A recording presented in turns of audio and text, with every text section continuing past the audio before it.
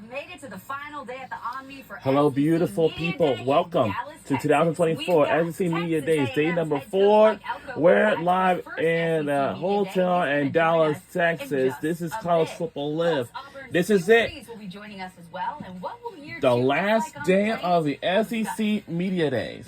And this will be Welcome up into next. College And Football now Live. we I'm are Victoria live. Arlen. We have made This to is the it. final day of the SEC Media Day, and they say This that is everything's it. bigger in Texas. And So while I after might not be in today, Texas, then we just want we've to got say a we big want show to for thank you. We've all got of Greg you McElroy, for Stephanie tuning Dvorak, in for these Pete College Thamel, Football and Heather Lives over the Dinich last joining us in 4 all days. fun. But Between since we've been from talking Monday, Texas all week, day 1, of course, day number we're gonna 2, kick things day off number then. 3, which is yesterday, and this is day number 4, but this is Let's it. check back in with one of the newcomers to the conference. Texas joins the SEC fresh off of a college football playoff appearance. And the last time the Longhorns joined a new league was back in 1996. They won the Big 12 in their first year. Now, this year's schedule includes a trip to Michigan and a visit from Georgia, making Texas the only team in college football this season playing the last 2 national champions.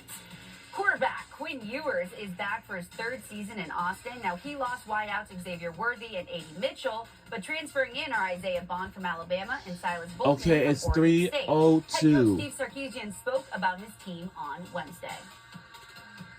It's been a long time coming for Texas to get back to the stage. And we on Last year was a ESPN2 for tremendous this run. today. We fell short For in the today's, semifinals in the Sugar Bowl, coming off the of College being Big Football 12 Live. This champions. is it. There's an idea of obsession going on in our locker room right now. They got a taste of what it can taste like, of being a Big 12 champion, playing in a college football playoff, and we fell short. And this idea of obsession, the obsession that our players have, is one that really came from them. They couldn't wait to get back to work. They couldn't wait to get back in the weight room. And when I took the job, I don't know if I could have said that. It was almost like kind of prodding cattle to make sure that what they were doing day in and day out to get them to that point. Now we've got a team full of hungry players. Now, Pete Thamel, I have an obsession for you to explain more about this obsession. Pretty please. Victoria, the obsession, simply put, comes from heartbreak. You saw the clip We there. don't have Pete right now. Pete. We're going to shift gears. All right, we got you, Pete. Pete, can we hear you? Can you hear us? Victoria, I can hear you. The obsession comes from heartbreak. It was 1st and 10. First and 10 from the 12, 10 seconds remaining in that Sugar Bowl. Texas had 4 cracks to win the game. They fell just short. You saw the clip of that ball getting batted away there. And fast forward a few months later, Texas had 11 players, a program record. That program has produced a lot of pros. A record 11 players drafted in the NFL draft. So I think this offseason, there's playing time open right now, and Steve Sarkisian can feel the competition for that.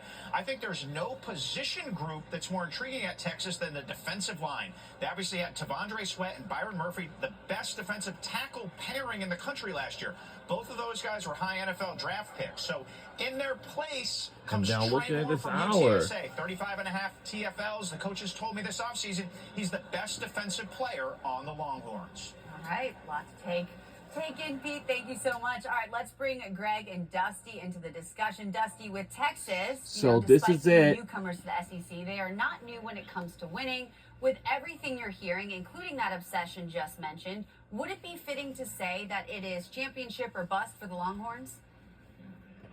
Well, I think by their standard, yes. I mean, Sark said yesterday, this is his deepest team. And as we've heard about that obsession, they got the taste of what it's like to be in the playoffs so close to a national championship game.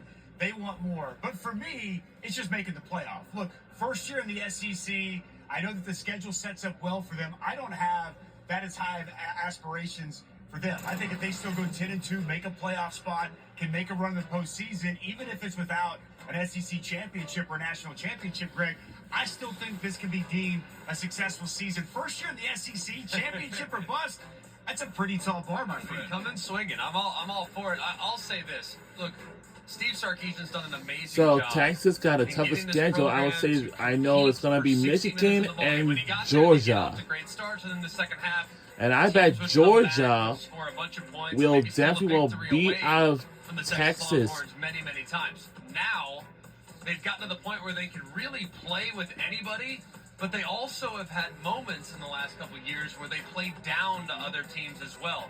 And in the SEC, you're not afforded the luxury of playing down and still surviving.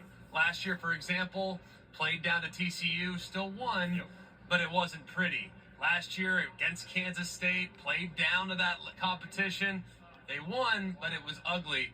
In the SEC, you won't be able to play down to the level of the competition and still survive. You got to bring your A game on a weekly basis, and if you don't, you run the risk of being defeated.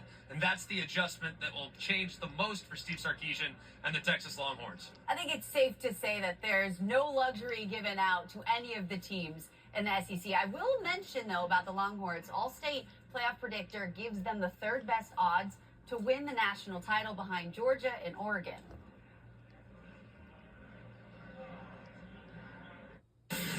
Auburn got a big boost with Peyton Thorne returning for his second season on the Plains. The senior quarterback made defenses hurt with his legs last year, ranking third among SEC quarterbacks in rushing yards. The Tigers' top rusher is also back in Jarquez Hunter, who racked up over 1,000 scrimmage yards in 2023. A new addition to the squad is wideout Cam Coleman, the fifth-ranked overall prospect in the 2024 ESPN 300 class. And they also have a pair of new coordinators. Derek Nix will oversee the offenses after spending the previous 16 years at Ole Miss, while DJ Durkin takes over the defense following 2 seasons in the same role at Texas A&M. So let's welcome the man of the hour, Auburn head coach Hugh Freeze.